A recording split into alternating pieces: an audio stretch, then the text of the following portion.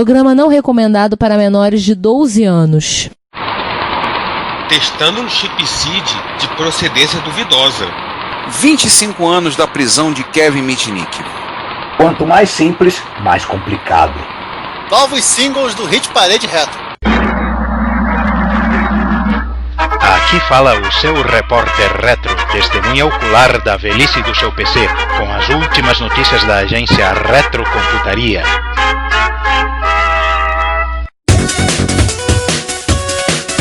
Bom dia, boa tarde, boa noite. Bem-vindos à 57ª edição do Repórter Retro. E hoje estamos com mesa 80% cheia, não é isso? E um episódio que o número é primo, hein? Sim.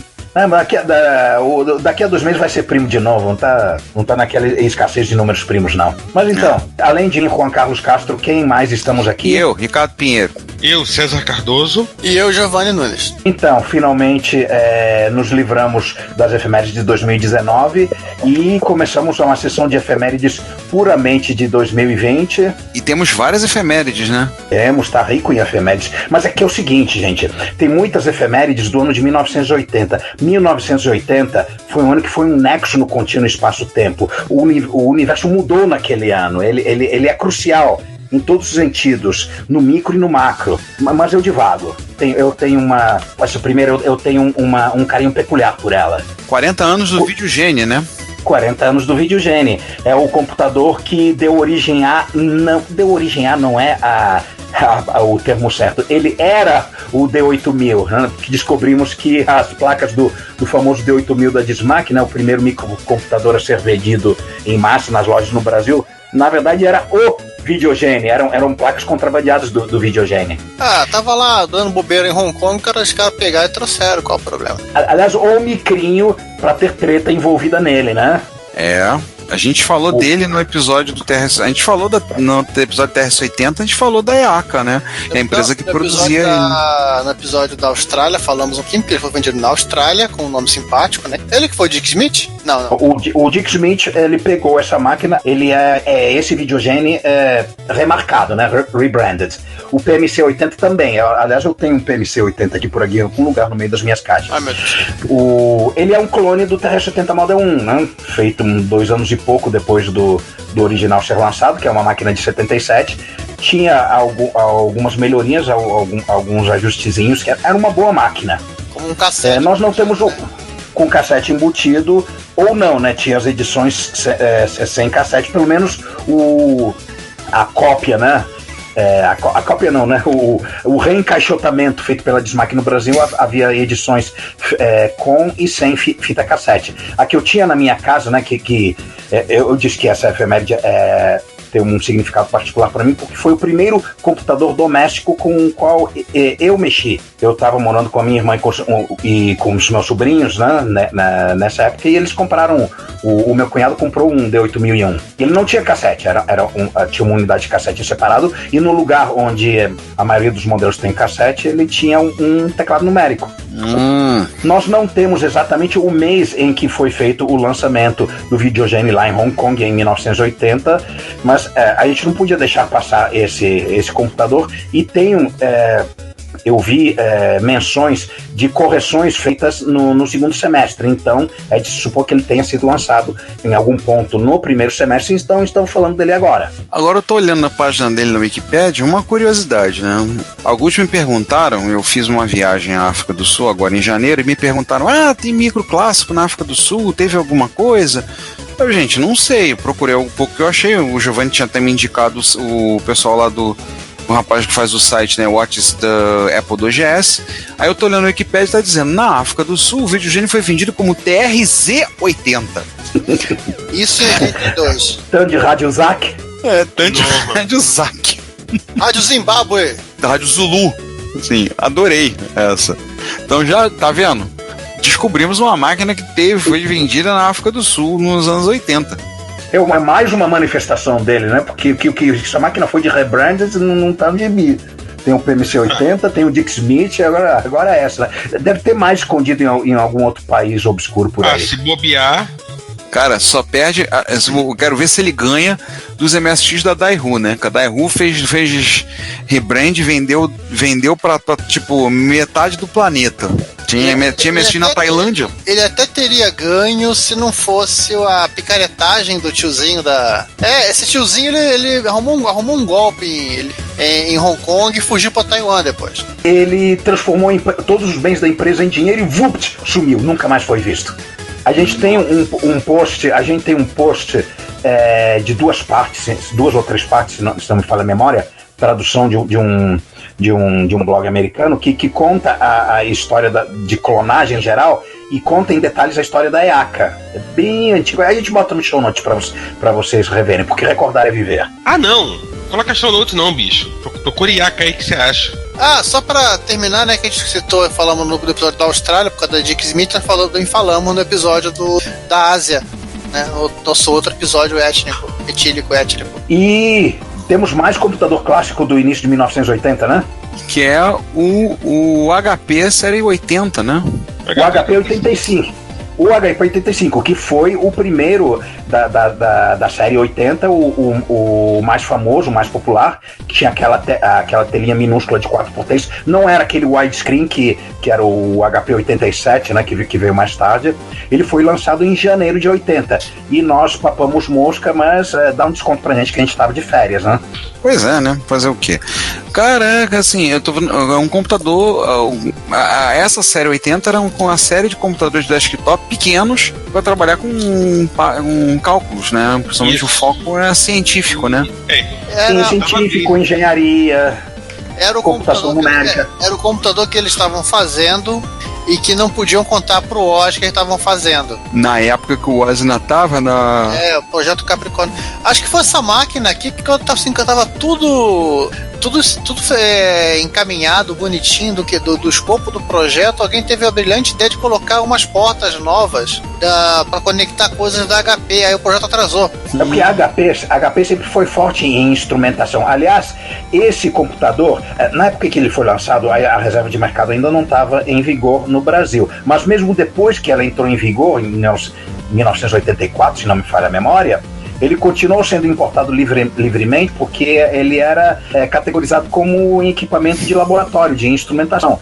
Toda a faculdade de engenharia, de física, exatas em particular, a instrumentação dos laboratórios, a HP dominava. E os computadores, né, da série 80 se integravam com os equipamentos de instrumentação da HP, de medidores, simuladores e osciloscópios de cambal 4. E para facilitar a vida, se não falei, eu mostro um comentário do Gessel, que está em algum ponto retrocomputaria. A HP ela tapava uma porta aqui só para poder caracterizar também que a máquina era uma calculadora. Depois é só desparafusar para ter acesso a ela. A Amstrad Memories, né? Categorizar uma máquina no cambalacho. Por aí. Bom, outra coisa que nós perdemos também de janeiro e também damos a desculpa esfarrapada que estávamos de férias, são os 50 anos da Unix Epoch, o início dos tempos para o sistema operacional Unix. O início dos tempos da humanidade, assim como nós a conhecemos, né? O nascimento de Jesus. Jesus nasceu em 1970. 1º de janeiro de 1970. Isso. E isso significa que eu sou de antes de Cristo e vocês, garotinhos juvenis, vocês todos, são de depois de Cristo. Você é AU, a gente é DU, né? Exatamente. Ricardo, dá o contexto. Pra quem não sabe, o relógio no Unix, o marcador de tempo, começa... O Unix, que a gente chama de Unix Time, ele começa a marcar na meia-noite do segundo meridiano de Greenwich, ou seja, o Universal Time, no dia 1º de janeiro de 1970. Então tem vários contadores no Unix, é amplamente usado no Unix para formato de arquivo, tudo com essa base. Se você joga, por exemplo, o comando date no Linux, ele vai colocar a hora lá para você, mas se você botar, por exemplo, tem alguns parâmetros que você coloca, ele vai colocar a partir quantos segundos passaram a partir do Unix Time, do Epoch. Unix Epoch Time. Internamente, essa é a maneira padrão de contar o tempo no Unix, em todos os sistemas derivados do Unix, vulgo Linux e também o macOS. Sim. Então, assim, ele até tem aqui na Wikipédia mostrando quando ele ultrapassou 1 bilhão de segundos que foi no dia 9 de... Nossa, faz bastante tempo. Foi dia 9 de setembro de 2001. Aliás, o formato, inclusive, que você coloca a hora, vale curiosidade. Quando eu subo o episódio do Retrocomputaria, eu tenho um script que faz toda a mágica. Por isso que vocês têm o episódio... O episódio, a princípio, vai tudo certinho. E a última etapa é subir o episódio pro YouTube. E aí, o formato que eu passo a hora é exatamente no formato que ele tá aqui. Que ele sugere. Você coloca a data no formato ano, mês e dia, T, hora, minuto, segundo, Z, que é por conta do TZ, né? A variável ambiente. E aí você coloca e lança isso, coloca no que eu uso no script, eu passo para ele ajustar e já fazer programar, agendar a hora que o vídeo vai ser liberado. Outro detalhe interessante é que o formato de armazenamento de segundos passados desde 1970 traz um bug para o ano 2038, né? Ah, tem tempo. Todos os sistemas baseados em Unix, pelo menos as edições mais modernas deles, já aumentaram o tamanho, né, do armazenamento de 32 para 64 bits. Então, os 2 bilhões 170 blá blá blá segundos, o valor máximo de um inteiro de 32 bits, que faria com que os sistemas Unix dessem bug no ano 2038, basicamente isso já foi sanado. O armazenamento já foi expandido para 64 bits e vai ter que esperar até a morte por calor do universo para dar bug.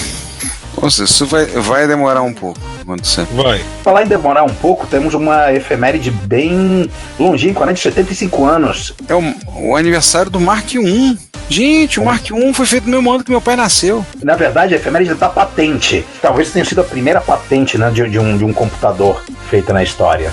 Esse computador, para você ter uma ideia, ele entrou em operação no finalzinho da Segunda Guerra Mundial, e para você fazer loops dele, você tinha que colar fisicamente a fita do programa para ela fazer um loop físico.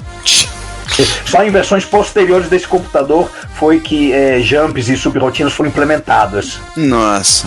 Ninguém precisava fazer loop.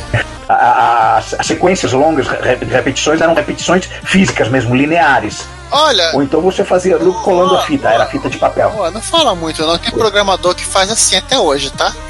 Só para lembrar, a patente era o nome do computador era Calculadora de Controle Sequencial Automático. Esse é o nome técnico da patente, que na verdade é o Howard Mark I, né? Harvard.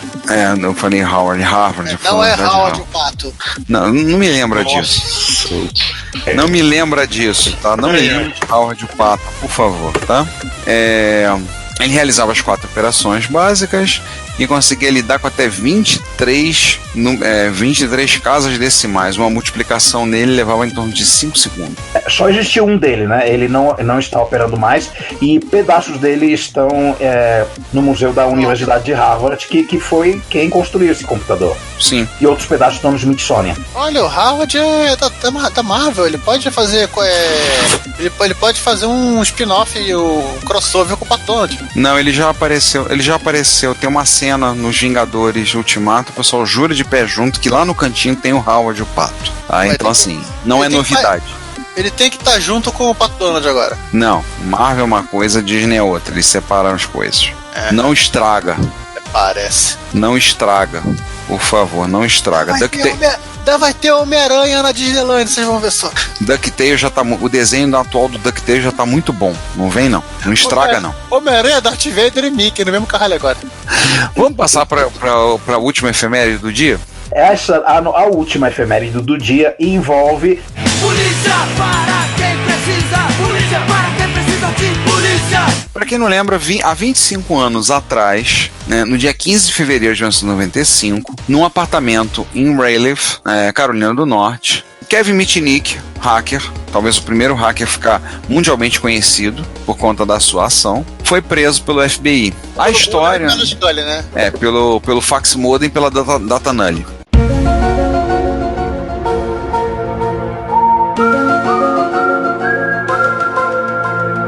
Ele se tornou um hacker, ele ficou muito conhecido por conta de tudo que tinha, toda a mística que tinha em torno dele. Se eu me lembro bem, o nome código, né, o apelido dele era Condor. E foi escrito o livro, o especialista em segurança que o ajudou a aprendê-lo, o Shimomura, escreveu o livro.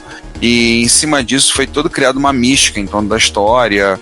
Teve um filme horroroso de baixo orçamento. Aqui, você tá falando qual? Hackers, o pirata de computador? Não, o filme da vida dele, que é de baixo orçamento, que não conseguiu nem um jabá da Digital pra botar no macacão lá e teve que botar Binary como nome dele. Tem o filme, né? Teve o... Foi por a época que saiu aquele filme Hackers, Pirata de Computador, com Angelina Jolie no início da carreira. Não, esse é ficção, mas tem uma... Sim, mas eu te digo assim, a prisão do Kevin Mitnick inspirou. Ah, sim. Aí trouxe, eu sei, a ficção. Também teve documentário, teve o livro Take Down, e aí fizeram um documentário depois contando a história, e depois fizeram mais 2 filmes contando o que tinha acontecido, né? Que ele praticamente criou a entidade hacker fora da lei na cultura popular, né? Porque nos 10 anos seguintes que teve filme baseado nessa história. Ah, sim. Inclusive aquele que a gente não pode nominar, que é o A Rede, né? Com a Sandra Bullock. Que filme? Eu não lembro desse filme. Eu fiz questão de esquecer. Vale lembrar algumas coisas, né? O Kevin Mitnick, ele foi pego, tornou-se o hacker conhecido, né? E aí tornou, como disse o Juan, trouxe para a cultura popular o conceito do hacker. Ele foi preso, passou 5 anos preso, sendo que 8 meses em solitária. Por que ele botaram na solitária? Porque o promotor convenceu o juiz que ele poderia hackear os computadores do Pentágono assobiando num telefone público. Aham. O livro, no caso que eu citei, o Takedown, foi escrito pelo Tsutomu Shimomura, junto com o John Markoff, que, se eu me lembro bem, é um jornalista do New York Times, né, especializado na área de informática. Yeah. Depois teve alguns material. O Jonathan Littman escreveu o The Fugitive Game, né, contando a história, né? E ele, quando o Kevin Mitnick saiu da prisão em 2000, ele se tornou um consultor de segurança pago, né? Já deu palestra, inclusive aqui no Brasil, na finada Campus Party, né? Que Deus a tem em bom lugar. Escreveu livros. Na verdade, foi um grande caso de 2 pesos e 2 medidas, né? Porque o Mitnick, ele teve esse tratamento absurdo aí, e o cara que fez o Internet Worm, como ele era filho de cara famosinho e tudo mais, ele só tomou no máximo um puxão de orelha. Não, ele foi preso. O cara do Internet Worm foi preso. Mas foi de boas. Foi de boa, condenado a 22 anos. Foi de boas. Adendo do editor. O criador do Internet Worm se chama Robert Tappan Morris e ele foi condenado a 3 anos de condicional, 400 horas de serviço comunitário e multa. Então, assim, por conta da mídia, né? Tem algumas coisas que tem, se vocês quiserem procurar. Vou ser honesto, não lembro o nome em português, mas vamos lá. Tem um filme, Trackdown, que é baseado no livro, no Takedown. Tem documentário, né? Um documentário produzido pelo pessoal do famoso fanzine 2600 da Hacker Quarterly. Se não mudou, o editor continua se chamando Emmanuel Goldstein. Eles fizeram um documentário chamado Freedom Downtime, né? E aí apareceram as coisas, escreveu o livro, tudo, né? Começou a aparecer. Ele respondeu perguntas, tirou um dia para responder pergunta lá no Slashdot, escreveu muita coisa, apareceu em outras coisas por aí na mídia, né? Nossa, ele tem 4 livros publicados. E tem uma foto dele abraçado ao Kevin Poulsen, né? Que era o cara que mantinha o Security Focus e hackeou o sistema de uma rádio nos Estados Unidos para poder ganhar um Porsche. Eu lembro dessa história. Quem ligasse, fosse a ligação número 4000 que chegasse na rádio, ia ganhar um Porsche. O que ele fez? Descobriu que era a central telefônica, hackeou a central, fez um freaking e aí só ele ligava.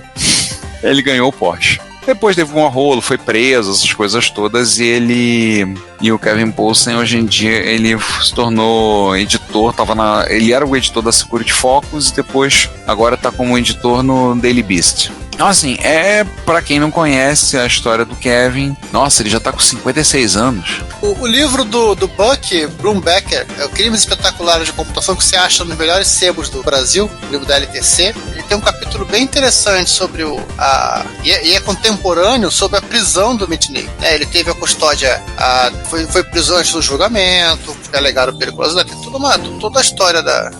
toda a história. Ele tinha 32 anos na época que foi preso. quando o julgamento finalmente terminou, ele foi condenado, ele já tinha cumprido quase 90% da pena. Foi, ele ficou 5 anos preso. Ele foi condenado a 5 anos. Só que ele foi condenado a 5 anos quando ele já estava há 4 anos e 4 meses na cadeia. Então, esse negócio da solitária, de dizerem que ele efetivamente ia para a penitenciária e ficar na solitária porque ele poderia assobiar no telefone público e hackear o Pentágono, só durou 8 meses. Então, assim... O cara do Internet Worms é o Robert Morris? É o Robert Morris. Também tem um capítulo sobre... Tem os adesivos aqui do pessoal que apoia o pessoal da 2600 Magazine, adesivo Free Kevin. Mas ele não fez nada demais, ele só ligou pro setor lá e perguntou qual era a senha. O cara respondeu qual o problema. Ele continua. Engenharia social básica. Então, Engenharia social básica, meu filho. Ele fala, inclusive, muito sobre isso, né? Ele entrou com o macacão da Digital dentro do data center e ninguém parou pra perguntar onde é que ele tava indo. Vale lembrar que, assim, pessoal, só um comentário de paralelo, a 2600 Hacker Quarterly começou a ser publicada em 1984, continua na atividade. E o Emmanuel Goldstein continua como editor. Editor permanente. Acho que vai ser até se ele ser absorvido pelos bits. Chega de efeméride, né? Isso, enquanto isso não acontece, Zeus, chama o centurião aí. Rise from your grave. Gente, não façam isso em casa. Não façam o que Adrian Black fez. Não é seguro, não é bom pra sua saúde e muito menos para do seu Commodore 64. Peraí, cara, deixa eu ver se eu entendi. Ele comprou um SID, pra quem não se lembra, o SID, o chip de Commodore 64, novo, na AliExpress. Óbvio que não é novo. O único no mercado é 89. Você não quer que ele seja novo. Você não quer que ele seja novo. Se for novo, ele é falsificado. Você quer que ele seja velho. Não, e o melhor comentário, o primeiro comentário do vídeo, a Adrian falando, o vídeo de hoje vai ser rápido. Aí o vídeo tem 34 minutos de duração.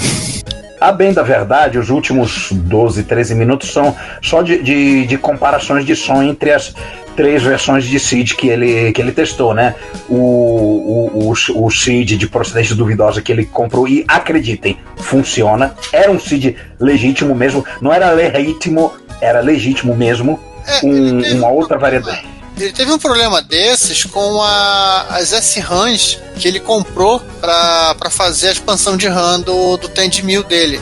Eu lembro de um vídeo ele falando disso. Sim, ele comprou as memórias, elas não estavam legais, aí ele comprou de novo no AliExpress, porque o legal você incorrer no erro pela segunda vez, e aí ele comprou memória nos Estados Unidos e olha só, elas funcionaram de primeira. Nos comentários, o Gary Kay, que nós já citamos, ele falou, eu evito os SID da AliExpress, eles são notórios por terem problemas, mas eu já comprei CIA e VIC, um para o VIC 20, e tive alguns problemas. Então, eles, por exemplo, o 8580, que é o SID, né, usa 9 volts, não 5 volts. E se você olhar os comentários, ele tá falando lá de algumas questões lá. Mas ele diz que ele evita os SID da AliExpress, já comprou outras coisas. A fonte do Commodore 64 tem que gerar 9, não é 9 volts contínuo, não, tá alternado. Pra alimentação. Que isso? Alternado? Alternado. É CA no chip. O chip é analógico. Faz sentido, porque ele fala também das questões de ser 50 e 60 Hz, né? Mas o melhor comentário que eu vejo aqui que botaram, poderíamos chamar esse episódio de China Seed. Dessa piada infame, vamos pra arqueologia? Quer dizer, continua sendo, né? Sim. Quer dizer, continua sendo, inclusive, limpeza, porque o Adrian Black aproveitou também, abriu, enfim, a limpeza. Mas esse aqui, acho que o cara trabalhou um pouquinho mais. Ele pegou um MOS MCS 6502. Era aquele kitzinho de aquele computadorzinho, a placa toda. Não, era o processador daquele kit, só que não era o que ele achou não foi um kit, foi uma placa de arcade da Atari, um jogo de arcade que ele nem disse qual é. Aliás, eu tô um tanto contrariado com esse artigo porque o cara desprezou toda a questão da placa de arcade que ele falou, não disse qual era o jogo, não se preocupou em dampar as ROMs, só se preocupou com o valor arqueológico do microprocessador, que tem o seu valor, sim, admito. Ele é um dos primeiros 6502 que tem um bug numa instrução RAW. A instrução Rotate Right de registrador não funciona. Foi o que deu pra arrumar, né? Não, e o pessoal que fazia aplicações, né, videogames, né, computadores pessoais, se virava para implementar os rotate right com o rotate left, né, e era durante alguns meses, né, os 6502 saíram com esse bug. Depois eles passaram a sair direito. Gente do céu, é um pouco pior do que a gente pensava, hein? Esse negócio estava num celeiro mesmo, né? Porque esses achados, os americanos chamam de barn find, né? Coisa achada no celeiro. E aparentemente estava mesmo, né? Porque eu estava em estado lastimado. Juan, você estava falando do característica da placa de arcade. Se você for olhar de que saiu, o CPU Check 1001, especializado em CPUs. Portanto, o cara só vai se preocupar com isso. É verdade. E até porque é o seguinte, pelo estado da placa aqui, eu acho que ele não precisava se preocupar muito com ela. Ele podia pelo menos ter dampado as ROMs, né? Mas se bobear, alguém já fez isso, tá? Eu acho porque a gente não sabe que jogo é, né? Isso é o problema. Eu botei um comentário lá perguntando. Ele não fazia a menor ideia de que placa, que jogo era isso. Ele respondeu. Ele respondeu meu comentário. As ROMs, infelizmente, estavam em um estado muito ruim. Teria sido um belo jogo de flyball. Não sei o que ele quis dizer com isso, mas tudo bem, eu vou presumir que estava além de salvação. E agora temos muitos concertos de Amiga, do Retro Hacks. Sim, ele pegou 3 Amiga 600. Flyball era um jogo de Atari. É um jogo de arcade, é um jogo de beisebol. 76. Ah, valeu. Bom, esses Amigas. Um deles está mais moreno do que os outros. Um deles tá queimadinho, tá bronzeado. Então ele pegou aqui, mais moreno? Tá bronzeado. Aí estamos vendo aqui, tem muito porn. Pelo visto ele refez o negocinho ele refez as plaquinhas do LED do teclado do Amiga 600? Também. Essas plaquinhas são umas bostas. Mas é o que, né? Commodore, né? Você podia esperar. Acho inclusive que o meu eu tô usando uma plaquinha nova que eu comprei na Vessália. Eu comprei a aceleradora. Aliás, esse passagem tem que ver o pote um pote dele com os capacitores que ele tirou. Porque afinal das contas, se você tem uma Amiga, faça recap. Aí um deles precisou só fazer o recap e pimba, funcionou direito 100%. Pegar o LOL aqui. Falando nisso, ele vende na lojinha do online dele, site, ele vende o o conjunto de capacitores, tanto para o Amiga 600 quanto para o 1200. Pescando as coisas interessantes, uma das placas é uma das primeiras versões do Amiga 600, que o David Pleasance, que é o cara que fez o Commodore The Inside Story, um livro quase que obrigatório para quem quer entender a Commodore, chamava de Amiga 300.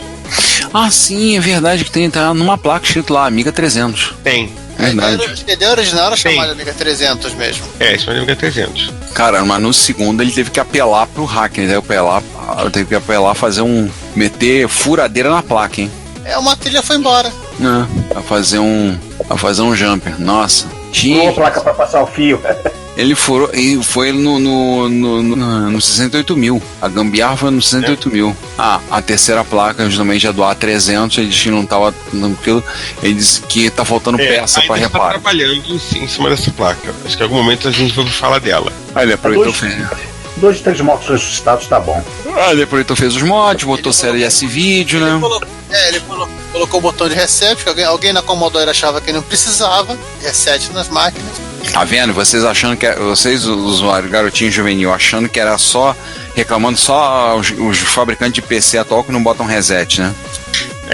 Até MSX que não tem reset. Brutal. É bastante difícil brutal. Tipo, os fabricantes de PC atuais você não consegue apertar a porcaria do botão de liga, desliga uns 10 segundos e desliga. A Commodore ela não te permitia isso. Ele tinha que arrancar da tomada, né? Lembrar de que na fonte apertar o botão de liga e desliga. Porque a Commodore é fudeba. Ele trocou membrana de teclado. Num deles ele instalou pelo menos o emulador de drive com o novo firmware do Flash Follow-up, né? Botou 2 ROMs de Kickstart, botou o Kickstart. Legal, hein? Ficou bacana. Isso. Não fez um switch pro NMI.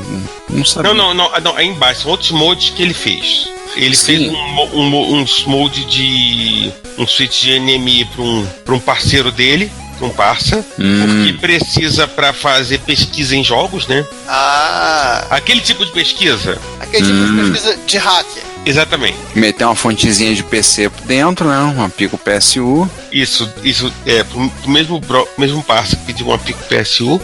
Aliás, porque ninguém merece ficar carregando nas fontes gigantescas de Amiga em demo parte.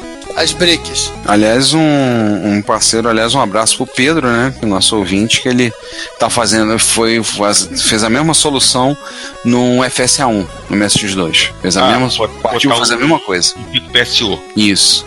Aquele conector bizarro da Panasonic, que ele já tratou de meter uma Pico PSU dentro, já fez pra puxar, como ele disse. Agora, pelo menos, esse MSX consome quanto? 24 watts? Esse aí é 24. Agora tem 200 dentro dele.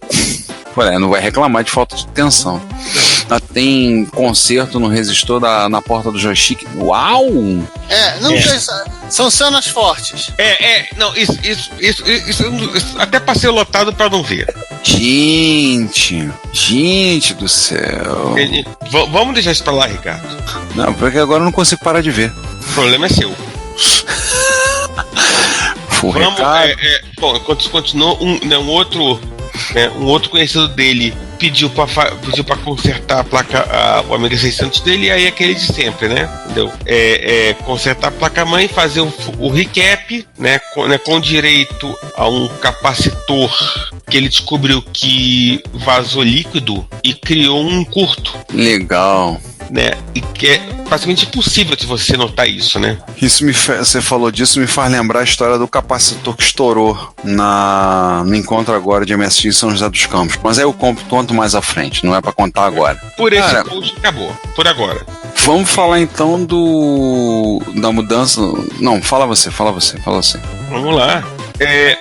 Uma coisa que eu não sabia, e acho que você também não sabia, nosso amigo ouvinte, é que o 8-Bit Guy já tinha instalado quase tudo de Commodore que andou sobre a Terra. Por esse motivo ele resolveu fazer experiências? Não.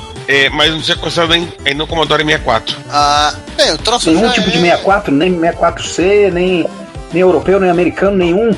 16 plus 4, Amiga, VIC-20 e nenhum tipo de 64? Nenhum tipo de 64. Sério? 800 milhões de 1541. Mas não um 64. E aí ele foi construir um 64, mas já que ele tava ali, né? Aproveitou pra testar uma nova técnica de Retrobrite. É o famoso já que estamos aí, né? Exatamente. E a técnica do Dr. Manhattan. O que? Ele votou no passado pra pregar o mico quando tava bom, é isso? Não, ele tá literalmente aplicando uma chuva de radiação de ultravioleta. O Commodore chega a ficar azul. Então ele tinha que desenhar um átomozinho de hidrogênio em algum lugar da carcaça, né? Sim, vai ficar o Dr. Manhattan. Bota o átomo de hidrogênio e apareceu o Dr. Manhattan. Só espero que o maior risco que corre é o Commodore 64 daqui a pouco, passando o tempo, começar a perder a roupa, começar a perder a carcaça, depois ficar só a placa. Exatamente. Fica transparente, azulado. Essa nova técnica. Basicamente ele tá mergulhando em água oxigenada, pelo que deu pra entender aqui, e tascando, deixando o bicho embaixo de um monte de lâmpada de LED, em vez de deixar no sol. Mas lâmpada de LED comum? Sabe aqueles painéis de LED, aqueles quadradões que a pessoa compra pra botar em jardim, iluminação de quintal, aqueles quadradões? Sim. De 4 lâmpadas dessa, incandescendo 60 watts, incandescendo em cima do pobre coitado do plástico. Cara, mas ele mora no Texas já, ora bola. Ele já tem sol pra caramba. Ele quis tentar um pouco de radiação. Mas tem, provavelmente, né, em momentos que não tem sol suficiente, enfim. E ele tinha que testar também. Eu já vi um teste, o cara botou, ele esquentou, botou dentro de uma solução e ele colocou, e além de colocar lâmpadas, principalmente aquelas lâmpadas de ultravioleta que é para usar para plantas, ele aqueceu o líquido onde estava imersa a placa, o gabinete, ele aqueceu acho que a 50 ou 60 graus. É a técnica do Coringa, mergulha o computador numa solução química. Assim, ele botou. O Morris saiu. No caso desse, o Morris saiu ele dando gargalhadas histéricas, né? Mas eu lembro que eu vi essa solução que foi empregada na sempre chuvosa Inglaterra, né? O cara fez isso, botou uma peça. Foi o Hetman Cave, né? Não lembro se foi o Hetman Cave. Foi, ele tava fazendo um teste com isso, ele com um termômetro atômico. Aí ele fez isso e ele botou. Aqueceu. Ele aqueceu a água e colocou essa lâmpada emitindo lâmpada própria para crescimento de plantas sobre, né? Porque é uma lâmpada que emite muita radiação ultravioleta. E a solução deu certo, ficou bem claro, ficou bem bom o que ele fez. Gente, o que é isto? O Franklin Ace? Tamanho da fonte. Isso, Franklin Ace 1000. O Franklin Ace é um clone de Apple II, né? Que não oficial, que a Apple inclusive foi em cima e conseguiu fazer com que a Franklin fosse fechada. Não, o problema não é o clone, não é o Apple, não é a Franklin, não é o Franklin, não é o Ace. É a fonte. É o tamanho da fonte.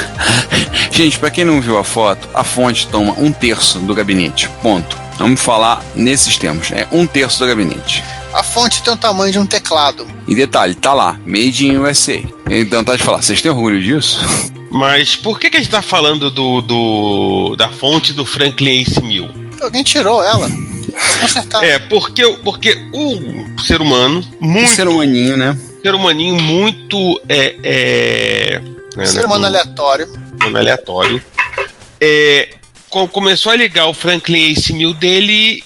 Tinha umas coisas pulando, que não devia. Pensou, não, né? Deve estar com algum capacitor vazando na fonte, né? Ele foi dar uma geral, mas, gente, detalhe, a fonte foi. O micro pode ser made in USA, mas a fonte tá lá dentro. É made em Hong Kong. A fonte da Stack. O que aconteceu foi que quando ele ligava, ele derrubava o no-break, né? O estabilizador. Era uma fonte nuclear. Às vezes, né? Porque quando isso não acontecia, o computador funcionava. Conclusão, tinha capacitor vazando na fonte.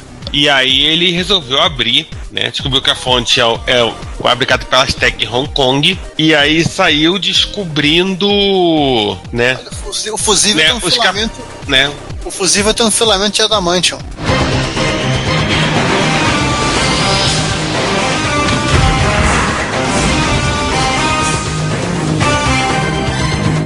Não é fusível cagado, não é fusível vazado, capacitor vazado. Tratou de começar, vamos botar. É uma fonte fácil de abrir, como ele falou, parece que só tira 4 cravos. 4 cravinhos e pronto. Ele falou que no final ele disse que vai trocar a ventoinha da fonte porque é muito barulhento. A ventoinha, detalhe, gente, pra quem entendeu, é porque a ventoinha liga direto em corrente alternada, 120 volts. Eu já tive uma dessa, super silenciosa, da Vente Silva, de fonte de CP500. A gente usa a gente tinha uma dessa lá no trabalho que a gente usava pra refrescar o ambiente. É literalmente um ventilador em pequenas proporções. Quase uma turbina. E pra fechar essa sessão de restauração... Olha, vamos Hello, Cave Dwellers. Vamos falar de coisa boa, vamos falar de um careca vendendo notebooks, é isso? E o Retro Man Cave, nós já citamos ele anteriormente. Hello, Cave Dwellers. Ele pegou um Apple PowerBook 160 e decidiu trazê-lo de volta à sua glória anterior. Então, vamos consertar e vamos trazer de volta, botar essa máquina funcionando novamente. De dois ele fez um, né? Porque o que ele tinha tava com a tela quebrada. E aí ele pegou um outro que tava com várias coisas quebradas, mas com a tela boa. Mas tinha uma tela. Mas tinha uma tela boa, né? Ou seja, de 2 gerou 1. Tá bom. É uma coisa boa. Aliás, o que tinha na tela do outro modelo dele que parecia que tinham dobrado a tela? Provavelmente dobraram. Provavelmente alguém quebrou a tela. Agrediu ela por qualquer motivo, sei lá, tava com raiva. Tava jogando Marathon. Pode ser. É plausível pensar isso. Cara, conectou da fonte na fonte, meu Deus do céu. Apple. Cara, na boa, eu não vou contar, aguenta. 29 pinos. Apple. A gente não sabe pra que tem 29 pinos, vai que você precisa. Qual a necessidade disso? Precisou se refurar para que esse conector de 29 pinos era o da fonte de alimentação. Não era vídeo, não era interface paralela, alguma coisa sofisticada, alguma coisa. Não, justiça já feita, eu falei besteira. Esse não é da fonte de alimentação, não. É um adaptador SCSI. É um adaptador SCSI. Bom. Ainda vai, né? Ainda se aceita. Um adaptador SCSI, que ele pega e espeta liga um leitor de CD-ROM SCSI externo e vai instalar o System 7.5. Com toda alegria. Gente, que trambolho. Os conectores, né? Tá, não a máquina. A máquina até que é simpatiquinha. A máquina é bonitinha. O interessante de observar isso é a evolução da espessura dos notebooks. Esse é o primeiro laptop da Apple. Na verdade, ela tinha um Macintosh Portable de 89, né? Que era um... Finge que aquilo não existiu. Não, ele bota no vídeo. Finge que aquilo existiu. Bom. Cara, não tem jeito, ele bota no vídeo. Aqui é um irmão mutante do Apple IIc, né? Mas aquilo, eu vou te contar, é muito legal. O Retro Man Cave, aqueles vídeos dele os vídeos dele são muito legais. Ele trata explica com detalhes, mostra com bastante calma. Não são vídeos para você ver rápido. Coisa que vai demorar. Ainda mais quando vários vídeos ele faz em 3 partes, cada parte com quase meia hora. Mas é muito legal, vale muito a pena ver. Que significa que ele deve demorar umas 4 horas para fazer cada parte. Ah, com certeza. Com certeza. Não duvide. A gente encerra o Rise from the Grave ou tem mais coisa morta aí pra... Não. Vamos encerrar. Então lá. Brasil! Né, vamos pro Mano Parça, vamos lá fortalecer os relacionamentos com os fornecedores, os amigos, os consumidores e mais outros aí? Isso aí. E olha só, gente, você acha que se você vai reimplementar ou emular um jogo, quanto mais primitivo, quanto mais antigo o jogo, mais fácil, certo? Achou errado, otário. Vitor Truco foi colocar um clone de Pong, né?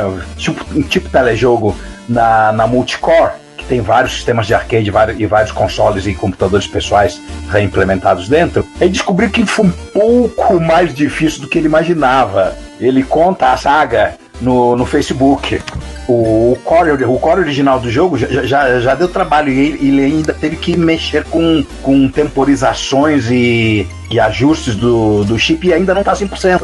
Gente, 3 dias de trabalho. Foi a máquina que deu mais trabalho de todas e das centenas que a Multicore emula. Detalhe, o autor que fez o pote recriou o CI com decapeamento, microscópio e fotografia, copiando as conexões das centenas de portas lógicas. Deu uma de Ken Sheriff. Esse chip é o AY, né? Yamaha, não é isso? AY3 8500. Não, General Instruments, não é isso? Mesmo fabricante do PSG, né? E de mais um monte de outra coisa, coisas não correlacionadas. O Pong é um chip.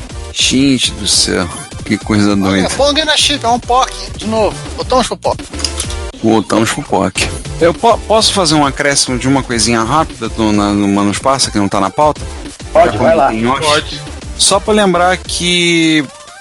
só para lembrar o pessoal que devido à atual pandemia do Covid-19, a Tecnobyte está com problemas de fornecimento de componentes, assim como todas as grandes empresas, Tecnobyte, Motorola e outras estão com problemas de fornecimento. Tecnobyte devido à demanda tem até mais problema que a Motorola. Pois é, então assim, só para avisar que alguém comprou alguma coisa da Tecno, eles não puderam entregar ainda, justamente porque eles já compraram os componentes, parte dos itens que eles usam vem lá da China e, segundo o fornecedor, olha, tá tudo empacotado esperando a empresa de logística vir buscar, só que a empresa não vem. Então é possível que demore um pouco. Eu fico dando F5 aqui no computador e o caminhão não chega aqui, né, gente? Pois é. Enquanto a quem já está perguntando sobre a Hot Byte, o projeto da Hot Byte eu sei que o desenho final da placa já foi encomendado. Então, acho que talvez nem o coronavírus atrapalhe. Vamos ver, mas já foi feita a encomenda. E cara, fala, João! Eu posso fazer um acréscimo também? Vai lá. Da minha pessoa. Oi, gente. Oi. Beleza, João, você acaba de Acrescente-se, João. se auto-acrescente-se a si próprio. Exatamente. Então estou acrescido a formação aqui. Olá. A gente falou de vírus, chegou o João. Vamos parar de falar de doença e vamos falar de música, né? Mais legal, né? Isso aí, Cláudio, toca Pablo aí. Amor, eu te avisei pra não ficar.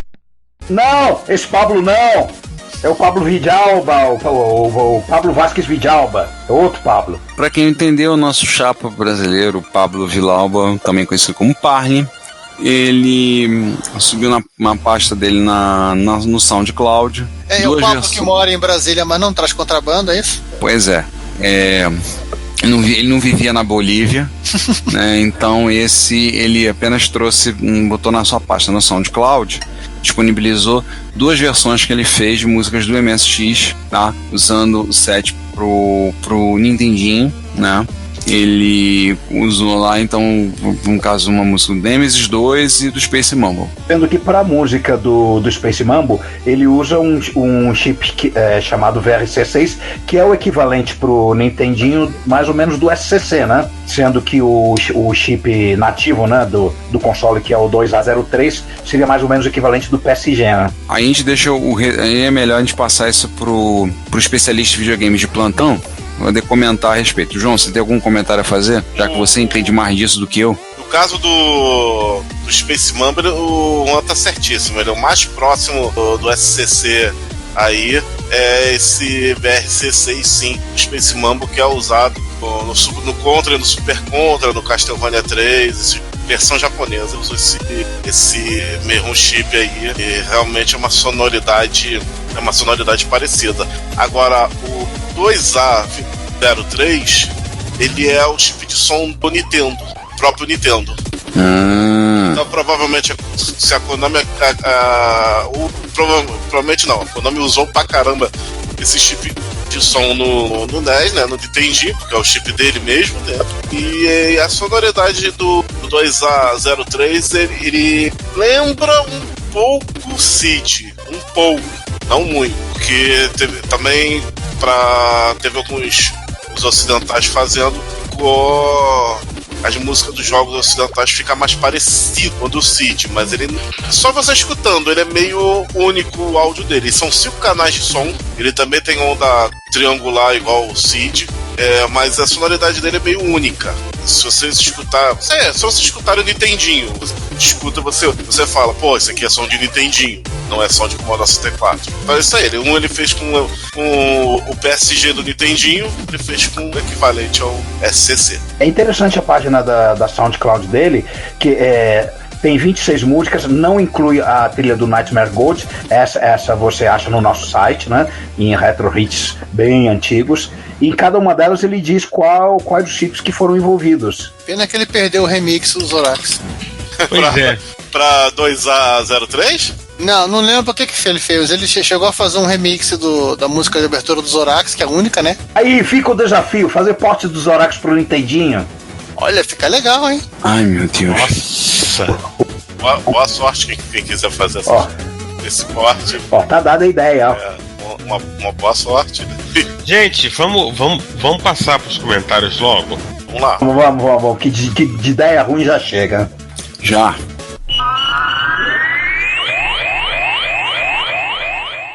E a gente ia falar um negócio que é do capeta, né? Hora de passar raiva. Impressoras. É tão traumático que só conseguiram comentar na parcial. A raiva foi demais.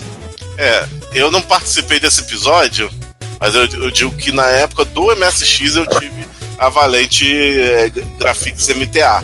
Ela era de 8 agulhas? 9 agulhas. Só que ela era unidirecional. Exatamente. Ela só... Aí desce, e aí por diante. Detalhe pro efeito sonoro, hein?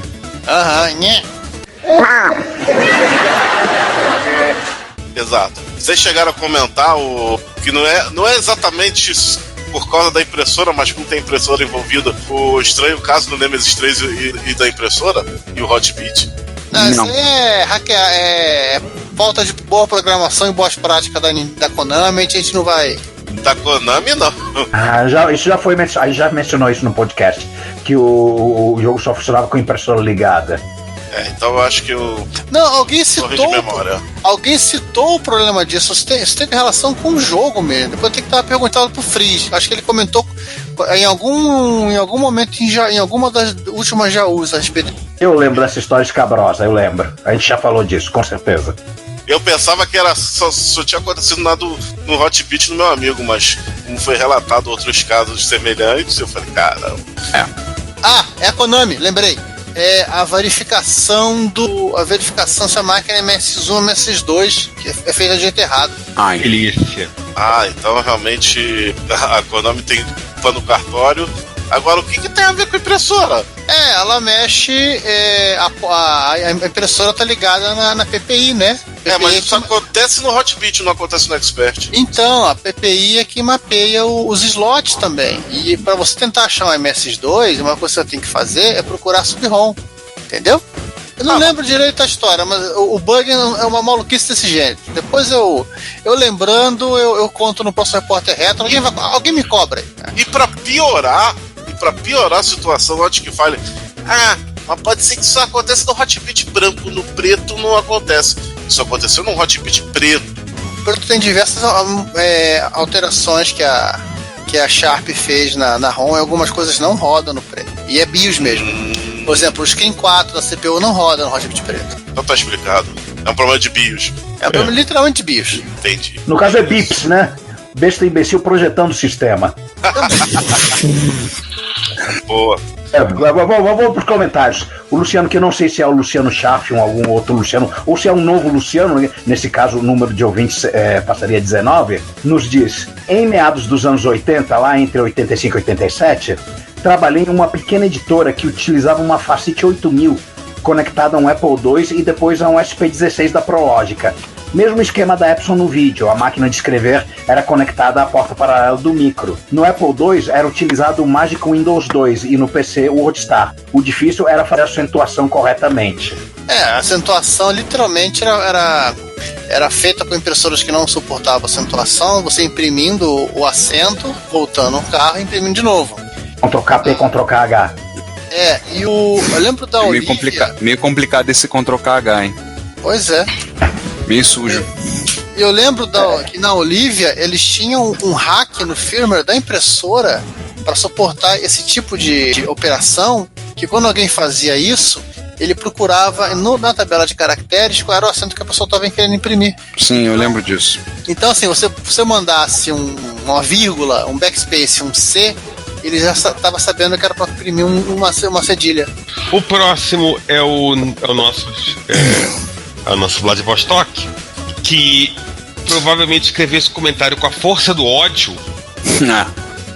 Ele não teclou, ele usou a força do ódio para esse comentário se escrever sozinho. Ele fala o seguinte: trabalhei muito com impressoras para impressão de notas fiscais, principalmente desenvolvendo softwares ERP e controle de estoque. Hoje, dou graças a Deus que essas malditas destruidoras de florestas estão desaparecendo. Infelizmente, ainda tem contratos que necessitam ser impressos para serem assinados. Só tive 4 impressoras nessa vida, 3 HPs e uma Epson. Esta, por ferrar com minha vida, foi jogada na parede. Nossa! E não pretendo ter mais nenhuma. Eu não vou... Ele encenou o filme Como Enlouquecer Seu Chefe, né? Eu imaginei o Exorcista aqui agora. Enfim, e eu também não vou perguntar por motivo para essa impressora ser jogada na parede. Sim. Seja lá qual for o motivo, era um motivo bom. Tem essa. Ô César, o Ciroga não sabia porque estava jogando a impressora na parede, mas ela sabia o motivo. Mas ela sabia porque ela foi jogada. A única coisa que eu tenho a falar sobre isso tudo é que quem destrói floresta se chama motosserra. Isso é a única culpa que a impressora não pode levar. Mas ela leva a culpa por ser impressora. Sim, eu tô falando, as outras culpas todas são dela. Agora, a do papel é impressora, tem todas as culpas do mundo. E se não tiver culpa na dela, a gente coloca. A culpa é nossa e a gente bota na impressora que a gente quiser. Exatamente. Isso. E prosseguindo com o Danjovic, ele fala: eu lia fitas perfuradas, mas usava uma tabela e tinha que ficar adivinhando qual set de caracteres, pois tinha um comando que trocava o set e por economia era um comando apenas. E cadê a música Emília? Né, Ricardo? Vacilou. Cláudio, toca Emília aí. Emília.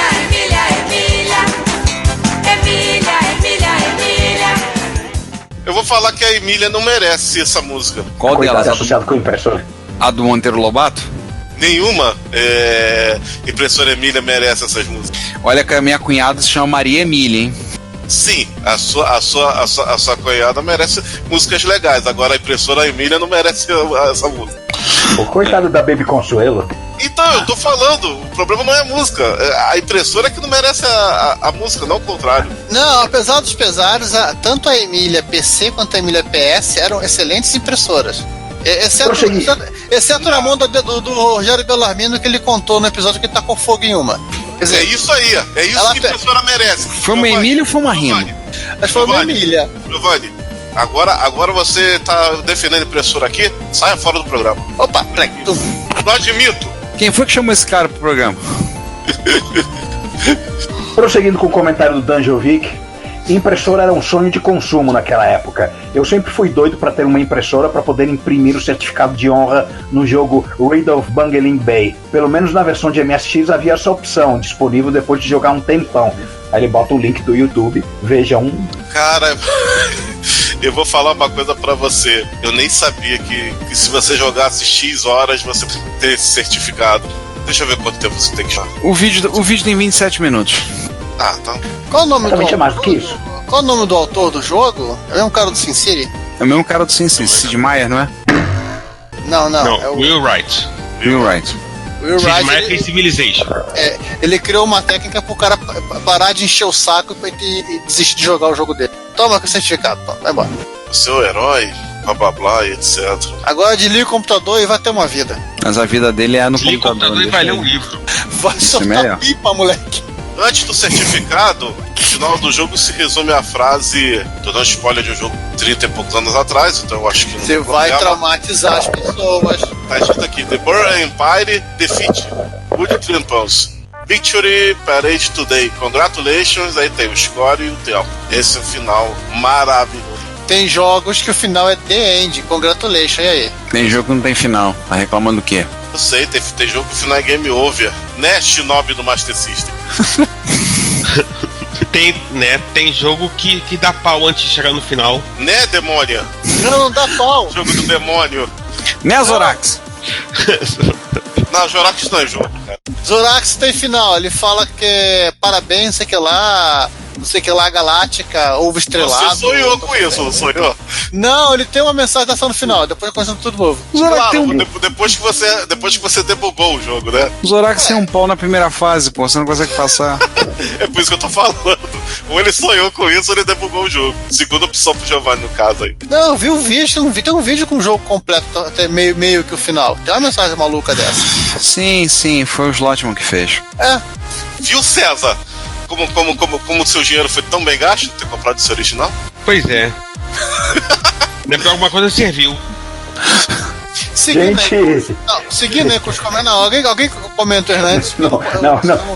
Eu comento do Hernandes. O Hernandes Fernandes colocou assim: no minuto 13, quando fala em typos, desde que não seja como o typo qual Machado de Assis foi vítima, as coisas ainda estão bem. E aí manda um link na revista Galileu, que eu vou recomendar que vocês vejam. Um livro do Machado de Assis foi impresso trocaram a letra E pela letra A na palavra Segara. Trocaram a primeira letra, a letra E por uma letra A, e daí vocês imaginam o que saiu, né? Acho que esse é o primeiro caso documentado aqui na história de estagiário aqui no Brasil, né? Era assim: porque a afeição do meu defunto amigo a tal extremo lhe cagara o juízo. Eu acho que era isso que o Machado de Assis queria dizer. Não, é aí que tá. Esse livro, é na obra, na Poesias Completas, publicado em 1902. Saiu o Cagara, e ele já comenta aqui na Galileu o seguinte: porque o próprio Machado, junto com o pessoal da gráfica, o pessoal lá, saiu corrigido, os estudantes da livraria saíram corrigidos com a caneta.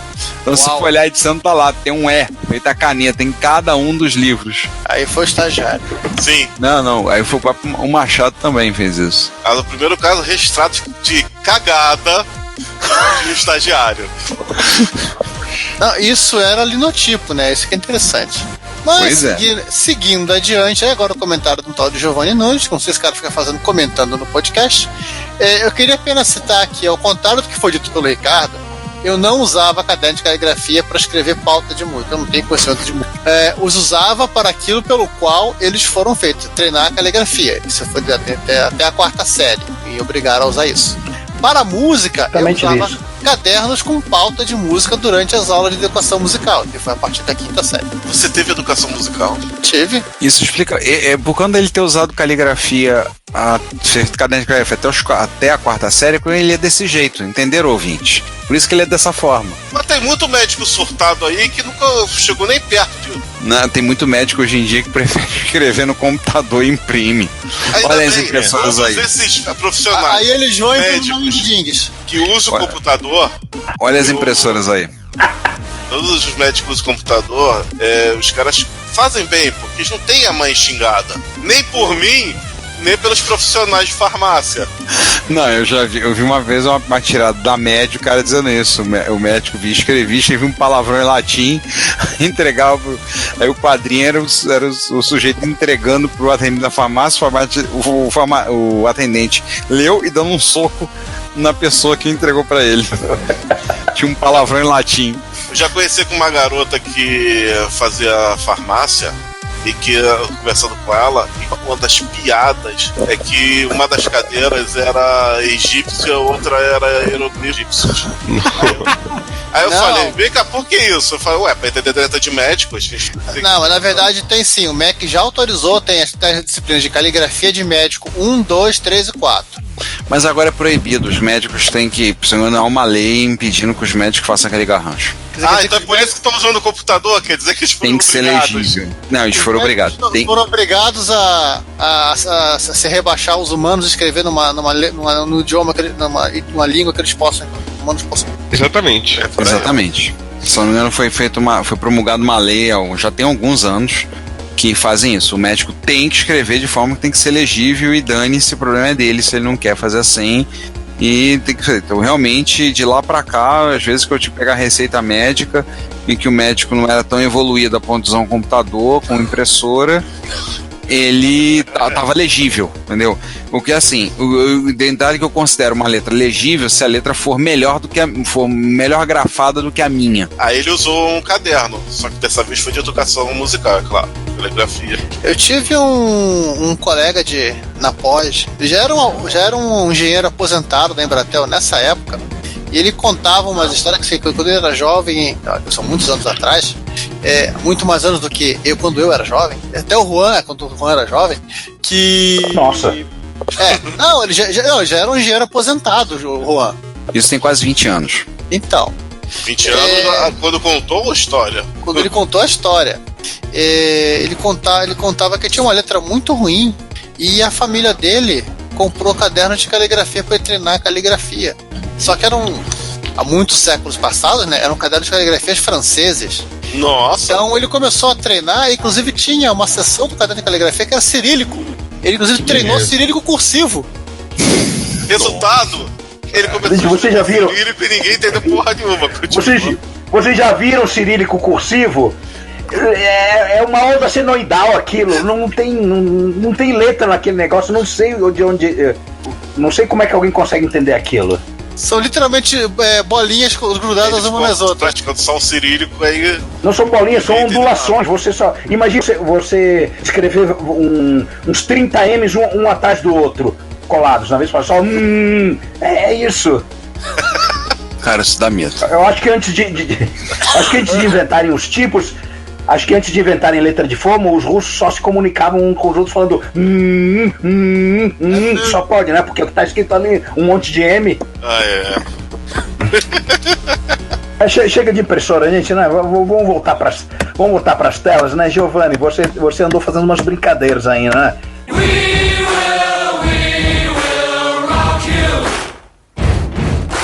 Mas Juan, lembrando aí, isso aqui literalmente é fruto, não é a parte final, tá? É fruto de uma conversa que rolou no encontro de Jaú. Tava conversando com o Frisch. Ele tinha perguntado sobre essa minha rotina que converte as telas do Spectrum para MSX. E eu falei, deixa eu pegar aqui para ver uma coisa. Aí eu fui procurar no blog e eu descobri que eu nunca tinha publicado essa rotina ainda. Quer dizer, eu tinha mostrado ela em Basic, mas não tinha feito a versão em Assembly. Então, eu tive que corrigir este pequeno problema. Então, isto foi a minha simpática postagem. No seu blog. Nossa, levou 3 anos da parte 3 para a parte 4. Eu esqueci. Ainda tem mais uma ou duas partes, tá? Mas essa aí já é a rotina que pega em assembly, você pode brincar agora de fazer imagens de ROM e button com uma tela de espectro. E para evitar a proliferação de tela do Chase HQ, dessa vez eu resolvi usar da Read Over Hills. O que esse cara tem de diferente? Se você procurar acho que na primeira parte, comento que eu faço para todas as cores que tem o atributo brilho, a exceção do branco, por razões óbvias, eu aplico uma alternância de cores. Então, para poder manter literalmente a aparência que as imagens têm no Spectrum. Até uma paleta. Porque as cores do MSX não tem nada a ver com as cores do Spectrum. Sim. É dithering que você faz? Não. Se pegar na primeira parte, você vai ver que eu faço, assim, literalmente, para as cores básicas, eu uso as cores básicas do MSX. Fim da história. Não muita variação. Mas para todas as cores que são... Tá aí. Para todas as cores que são com o atributo do Bright ligado, eu intercalo nelas duas cores. Então, para fazer o azul claro, o azul com brilho do Spectrum, eu misturo as cores 4 e 5 do MSX. Para fazer o vermelho claro do Spectrum, o 8 com o 6. Para fazer o magenta claro, eu misturo o magenta com o vermelho claro, que gera uma cor rosa. 9 com 13.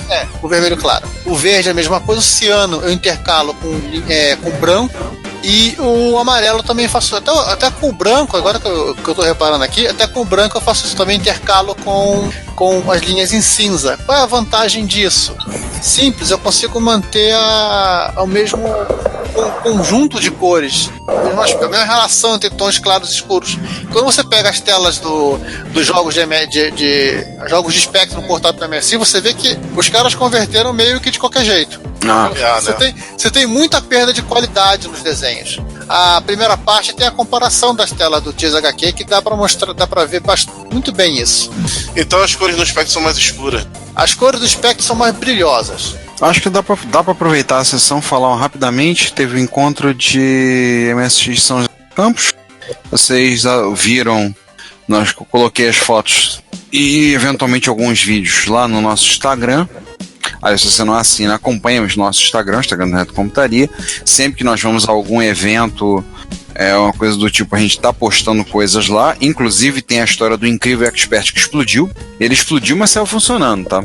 Pra quem entendeu, é um capacitor da fonte, estourou de forma espetacular lá no evento, assim, com direito a uma nuvem de fumaça. Mas ligou o computador de 110 nos 220 e, por obra e graça do Espírito Santo, só um capacitor estourou. Não, acho que não chegou. Foi isso mesmo, verdade. Ele ligou no 220 e foi-se um capacitor de 5 volts, um capacitor grandão lá. Galera, e aquela nuvem de fumaça que saiu. Não. Esse detalhe de. Não fui eu. Eu sei. Mas foi o André. Foi o André? Porra. Foi o André. Garotinho. Não, melhor. O imperador cometeu esse erro? Logo o imperador. Não, aí não, melhor foi o comentário depois, né? Tá pensando o quê? Expert é que nem Fusca. Nossa. É que nem Fusca, funciona até que tá com problema. Porque era um dos capacitores que fazem filtragem na fonte. Então, assim, né? Ele é importante, mas não é fundamental. Então, apesar da nuvem de fumaça, o amigo ligava depois.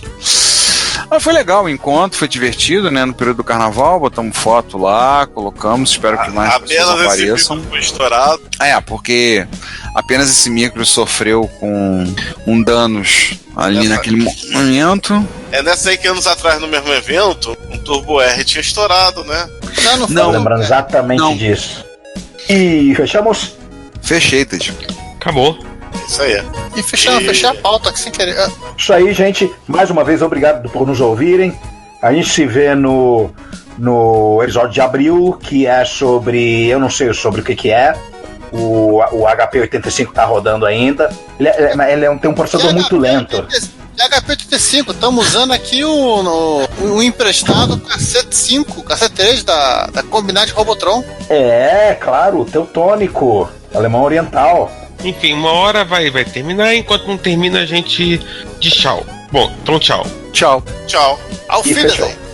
Assine a newsletter do Retro Retrocomputaria, a Retrobits, e receba no seu e-mail toda sexta as novidades do mundo da retrocomputação. E fale conosco, comente nos episódios, nas postagens, nos mande e-mail em retrocomputaria@gmail.com. Procure também o nosso perfil no Instagram, no Facebook, no YouTube ou no Twitter e manifeste-se. Seu comentário, você sabe, é o nosso salário. Obrigado por nos ouvir e até o próximo episódio.